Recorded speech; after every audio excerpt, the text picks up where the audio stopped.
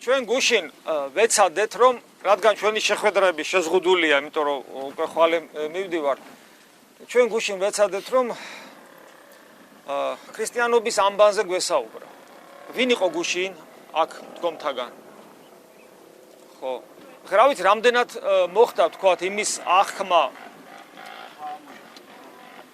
აღქმა და გაგება, რაზეც ჩვენ გუშინ ვისაუბრეთ, მაგრამ რავი, ჩანაწერი რო გვაქვს, აქედან გამომდინარე მე ვიმედოვნებ, რომ თუ თქვათ დაინტერესება იქნება, თქვათ იქ შეიძლება მრავალი რაღაცის გაგება. რა თქმა უნდა, ის ყველაფერი, რაზეც ჩვენ გუშინ ვისაუბრეთ, მამა თეოდოროსი იქ არაფერი არ იყო. მე მგონი ამას შევთანხმდი. იმიტომ რომ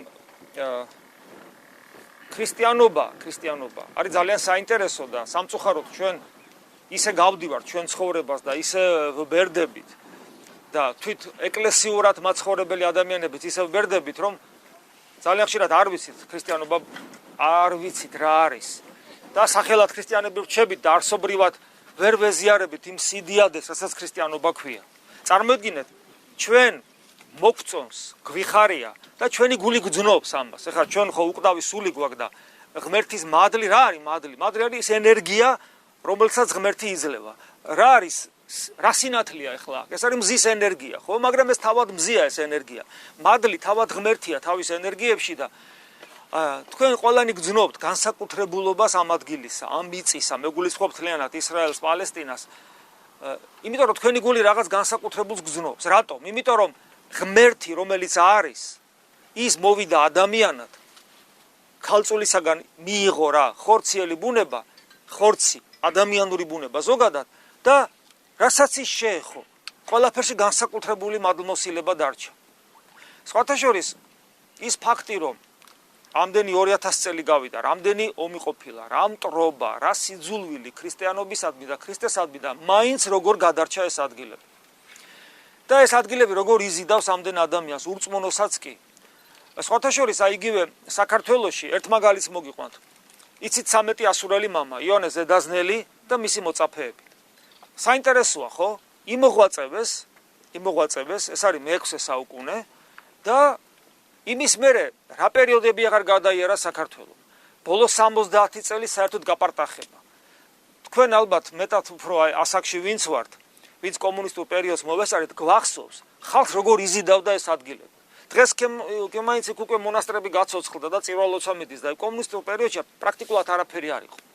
და როგორ იზიდავდა, მადლი, რომელიც დააგროვეს წმინდანებმა თავიანთი ღვაწლით, დღემდე როგორ იზიდავს ადამიანებს და თავად მაცხოვარი დადიოდა. მაგრამ ხო არ შეიძლება ადამიანი დაკმაყოფილდეს იმით, რასაც ღმერთი მსუბუქად გვაძლევს, როცა ის ჩვენს გულს ეხება. მით უმეტეს ღმერთი რადგან მოვიდა ადამიანად, მან ხომ ადამიანურ ენაზე იმეტყველა, ხო სწორია? რატომ იმეტყველა ადამიანურ ენაზე? იმიტომ რომ ჩვენ ეს მოგვესმინა და გაგვეგო. და ჩვენ ხო ვიცით, რომ ის ადამიანებიც კი, რომელიც წლებია ქრისტიანულად ცხოვრობენ, არ ვიცნობთ, ის ადამიანებიც კი, რომლებიც ცხოვრობ წლებია ქრისტიანულად, არ ვიცნობთ სახარებას ისე როგორც საჭირო. აგე მე და მიქაელი საუბრობდი და რაღაცა კითხვა დამისვა და მეთქი რა ასამბობ კაცო და ეხლა ერთი სული მაქვს ვნახო. ამას ვამბობ მღვდელი, რომელიც თითქოს ყოველდღე ვკითხულობ. ეს არის ამოუწურავი თემა, ინფორმაციულად კი რთულია, მაგრამ მადლის მიერად ეს არის საოცრება, იმიტომ რომ ქრისტეს მიერ ნათქვამი ყოველი სიტყვა ადამიანის ბაგეებიდან წარმოთქმული საღვთო ენერგია. და როგორც მზის სხივს ვერასოდეს ვერ ამოწურავ, ჟანგბაც ვერ ამოწურავ, რომელსაც ყოველ დღე სუნთქავ. ხო? ესე და უფრო მეტად ვერ ამოწურავ ღვთაებრივ ენერგიას. ამიტომ უპირველეს ყოვლისა რაც უნდა გაკეთდეს, შევიყვაროთ ქრისტე და იგი ვეძებოთ ყველაზე ძალიან სადაც არის და სად არის ყველაზე ძალიან ქრისტე. ხო, მაგრამ მე გულისხმობ ჩვენს ქმედებაში. რა უნდა ვაკეთოთ, რომ ის მოვძებნოთ? ეს არის საიდუმლოება, როცა ის გვაძლევს თავის ხორცს და სისხლს და ეს არის მეორე საიდუმლოება, როდესაც ჩვენ ვკითხულობთ მის სიტყვებს და გულში შემოდის და ასევე ვლოცულობთ. რაც შეეხება ლოცვას, ერთ-ერთი გავრცელებული, მე ხარ რაღაცნაირად ვაბავ დღევანდელ თემას, ვაბავ გუშინდელს. რაც შეეხება ლოცვას, ერთ-ერთი მთავარი შეცდომა, რასაც ჩვენ ქრისტიანები უშვებთ ლოცვისას, ეს არის, როდესაც ადამიანი კითხულობს ლოცვის სიტყვებს, რომელიც არის სხვისი დაწერილი, ლოცვა არის საუბარი ღმერთთან. აი წარმოიდგინე, ვიღაცა გოგონას, ვიღაცა ბიჭს უყვარს გოგონა და წერილი მიწერა. ეხლა რა ვიცი წერენ დღეს რო არ ვიცი როგორა. ხო, ნუ რაღაც წერილი მიწერა, სადაც ჩანს, აი მაგალითად ცნობილია არსებობს, როგორ ყველა მიცით როგორ უყვარდა ილია მართას ჭავჭავაძეს თავისი მეუღლე და არსებობს ეს წერილები შემონახულია, წერილები ოლღა გურამიშვილისადმი მიწერილი. ანუ შეყვარებული მამაკაცი თავის ცოლს ან საცოლეს და ამ შემდეგ წერს წერილებს. ეხლა თქვათ ახალგაზრდა ბიჭი, რომელსაც შეუყვარდა ასევე გოგო. ეხლა არის ის როგორ დაელაპარაკოს ამ გოგოს. ხო და გაიგო რომ აი მკაცო ეს ქალი ყვარებიაო და წერილებს წერდაო და ეხლა აიღო ეს წერილები და ამ წერილებით ელაპარაკება. რამდენად სწორია ეს? არ არის სწორი. იმიტომ რომ ეს არის ამ ადამიანის გულის გადმოღრა იმ გოგონასადმი და ეს შენ ეხლა ეს და შენ რო ის ესე მიწერო და ან წაუკითხო აი ეს სიტყვები უთხრა ეს ხდება ხელოვნური ხო სწორია. ეხლა ეს მაგალითად რატომ მოვიყვანე? იყვნენ ადამიანები რომლებსაც ძალიან უყვარდათ ღმერთი და უყვარდა. ვთქვათ იგივე ბასილი დიდი, წმინდა იონე ოქროპირი, მაკარი დიდი საოცარი სიტყვები ბევრი ხო და რაც ჩამოთვალე და იონე დამასკელი და ასე შემდეგ ღირსი სვიმეონი და ასე შემდეგ რომელთა ლოცვებიც ბევრია ზიარების წინა ლოცვებში, დილა საღამოს ლოცვებში. დავით მეფსალმუნე ჩვენ ვიცით ხო მის ტერიტორიაზე იმყოფებით სადაც ის ცხოვრობდა. დავითის საოცარი სიყვარული ღმერთისადმი რომელიც ფსალმუნებში აღმოთქვა. ჩვენ რას ვაკეთებთ? ვიღებთ ამ ტექსტებს და ვიწყებთ მათ კითხვას. და შეიძლება გქონდეს ცრუ განცდა იმისა რომ ჩვენ ვლოცულობ. ეს ლოცვა არ არის. აბა რა ვქნათ ეხლა ვიღაცა იკითხავს ეს ტექსტები გადავაგდოთ არა ღმერთთან დაგვიფაროს. ეს არის ქრესტომატია, ეს არის სასწავლებელი ღმერთთან საუბრისა. და ისინი შენს ლოცვად მხოლოდ მაშინ გადაიქცევა, როდესაც შენ ამ თითოეულ სიტყვას არა უბრალოდ გაიაზრებ, რას ნიშნავს, ხანდახან ჩვენ არც კი ვიცით რას ნიშნავს, რას ვეუბნებით.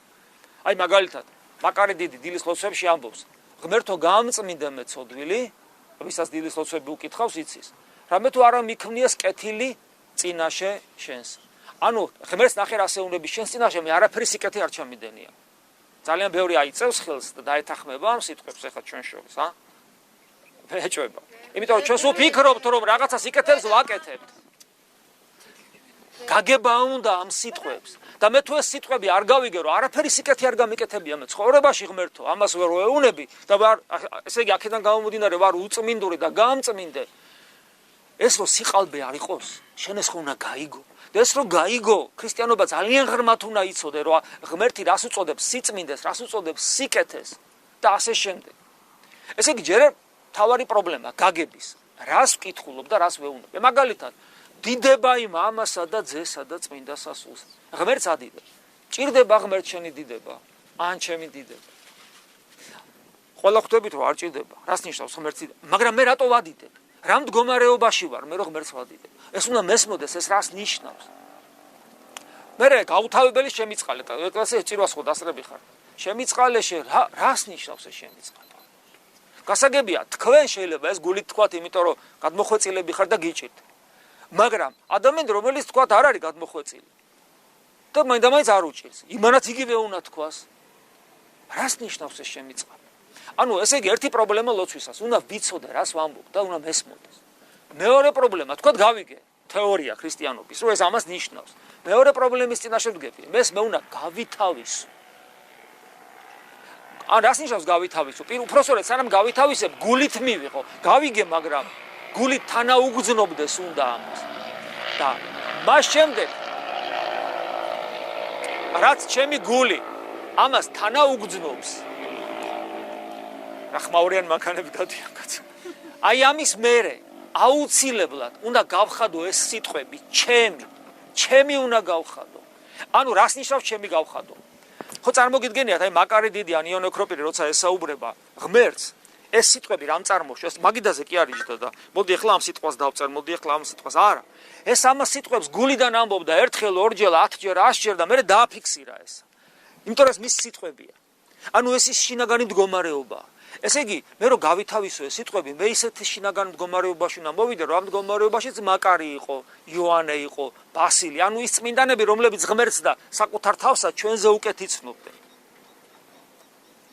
ესე იგი, ეს იმას ნიშნავს, რომ მე რაღაცნაირად უნდა დავემსგავსო ამ წმინდანებს. გავითავისო ნიშნავს იმას, რომ მე რო ეს ტექსტი აღარ მქონდეს, აი დავკარგე უცებ ეს ტექსტი, არ მაქვს.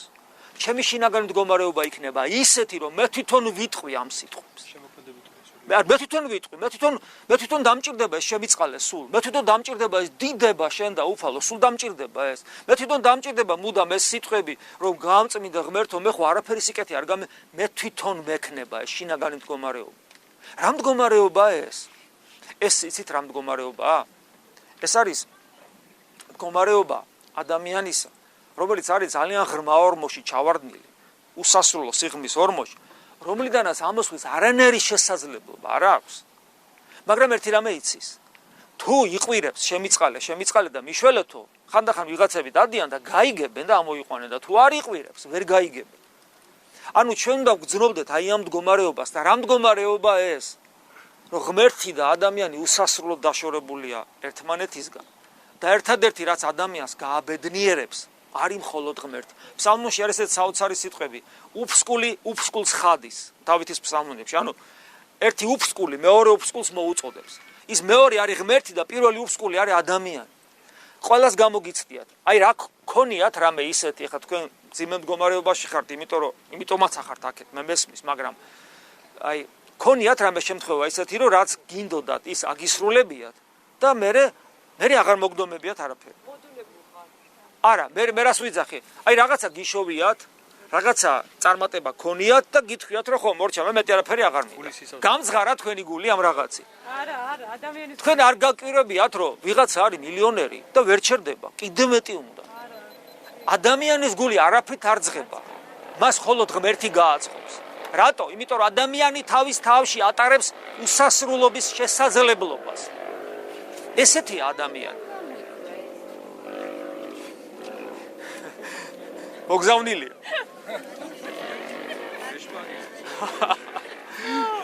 წარმოგიდგენია, რომ ბზიკივი დადის აქ და აღარ გვაცლის. ეხლა ესე იგი მე ძალიან მოკლედ გითხარით ლოცვის შესახებ. აიღეთ ლოცვის წიგნი, დილას აღამოს ლოცვის წიგნი და ყოველი სიტყვის გააზრება დაიწყეთ, განცდა და გათავისება. მე მეტყვით რომ კი, მაგრამ მაშინ დიდხანს მოუნდები იმ ტექსტის საკითხვას და ვეღარ მოვასწრებ. მე მაქვს 20 წუთი დრო. 20 წუთი მთელ დილას აღამოს დილის ლოცვებს ჩავიკითხავ ბოლომდე და ეხლა როგორც მეუნები მამაო, ეგრე დიდხანს მოუნდები. 20 წუთი გააქვს, დაინიშნე ეს 20 წუთი მაღვიძარა.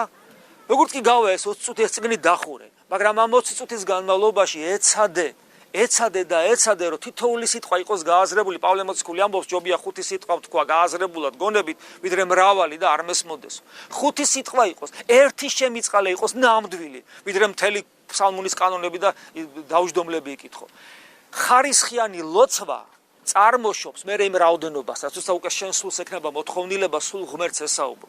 და ერთ-ერთი ყველაზე ძვირფასი ლოცვა არის იესოს ლოცვა, უფალო იესო ქრისტე, შემიწყალე მე. ეს არის შეკუმშული ქრისტიანობა, შეკუმშული სახარება 5 სიტყვაში. მაგრამ ეს ლოცვა რო შენთვის გახდეს ქმედითი, უნდა იცოდე ვინ არის უფალი იესო ქრისტე და რას ნიშნავს შემიწყალე მე. ეს რას ნიშნავს? უფალი იესო ქრისტე ვინ არის? ძალიან კარგად ყოველდღე უნდა ვსუნთქავდეთ სახარებით, რომ გავიგოთ ვინ არის უფალი იესო ქრისტე, რას ნიშნავს ეს ყოველივე, ვინ არის, რას ითხოვს, როგორ მივბაძო და ასე შემდეგ. შემიწყალე მე ნიშნავს, რომ ეს რო გავიგო, ეს ნიშნავს იმას, რომ მე უნდა ვიცოდე რა მაქვს შესაწყალებელი, რა მჭირს და მე საერთოდ ვინ ვარ. მე რას წარმოვადგენ? საკუთარ თავს ვიცნობდე. საკუთარი თავის დანახვა არის სულიერი ცხოვრების დასაწყისი. ღვთის წინაშე გეუბნებით, უამრავ ადამიანთან მიწევს ურთიერთობა. ადამიანთა უდიდესი უმრავლესობა, ჩემის დაწყებული და ჩემის ჩათვლით, საკუთარ თავს არ ვიცნობთ. საკუთარი თავის გაცნობა ძალიან რთულია. აი ახლა თქვენი მაგალითი ავიღოთ.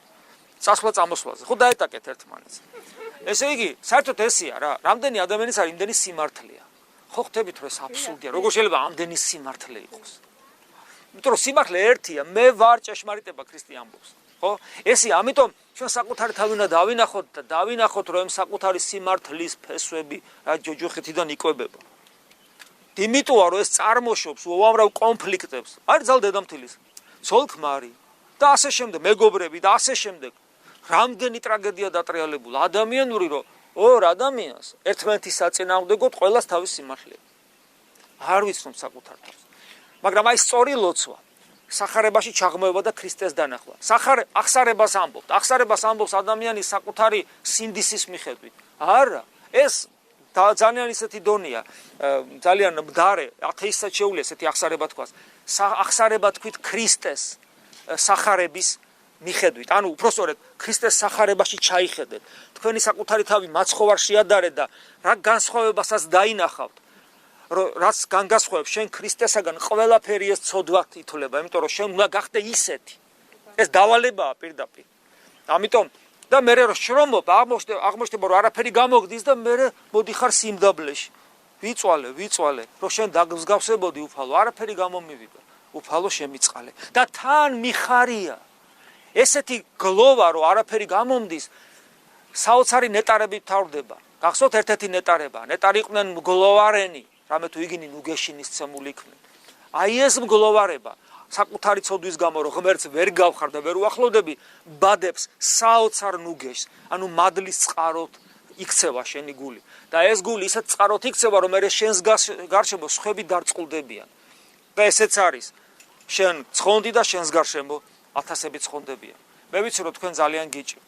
მე ვიცი რომ თქვენ მრავალი პრობლემა გაქვთ. მე გუშინ საღამოს ახსარებასაც უსმენდი და აი თითოეულ ახსარებელ ქალბატონზე შემეძლო, მე ვსწორობ კი არ შემელო, შესაძლებელია ფილმის გადაღება და კინოსცენარის დაწერაც და რომელსაც შეიძლება დაარქვა ქალის ტრაგედია, როგორც ასეთი, ქართველი ქალის ტრაგედია. ეს არის ყველას დანაშაული. მე გულისხმობ საქართველოს მთლიანად. ხელისუფლების დანაშაულიც არის. ეს არის ჩვენი ეკლესიის დანაშაულის. ეს არის ჩვენი ინტელიგენციის დანაშაული და ეს არის თითოეული ჩვენთაგანის. და რა თქმა უნდა თქვენი დანაშაულიც. ყველას დანაშაულია ეს და ამიტომ აი ხა მე რაღაცნაირი ესეთი განწყობით მივდივარ, რომ მე როგორ ჩვენი ხელისუფლება უნდა ჩამოდიოდნენ ხელისუფლების მესვეურები და თქვენგან ამ ამბებს თავისი ყურით ისმენდნენ და საკუთარ ცოლს, საკუთარ დედას, დას და შვილს აყენებდნენ თქვენს მდგომარეობაში. რომ ეგების მერე ცოტა მეტი იფიქრონ, რომ ამ ხალხს რა უშველო. მაგრამ მე მღვდელი ვარ, მე არა ვარ არც მილიარდელი და არც სახელმწიფო მოღვაწე, რომ რამე შევცვალო აი ამ კუთხით თქვენს ცხოვრებაში. მაგრამ ერთი რამე ვიცი, რომ არც ერთი ხერით მარ დავარდება ღვთის გარეშე ადამიანის თავიდან და უბრალოდ მე შემილია ასაც საკუთარ თავს ურჩევდი, როცა მე განსასწრებელი მაქვს, იგივე გირჩიოთ. ქრისტე ეძებეთ, უფალს ჩაებღაუჭეთ, ხელი არ გაუშვათ და უფალი გაგაყენებთ სწორ გზაზე. ღმერთი შეგეწიოთ. ამენ.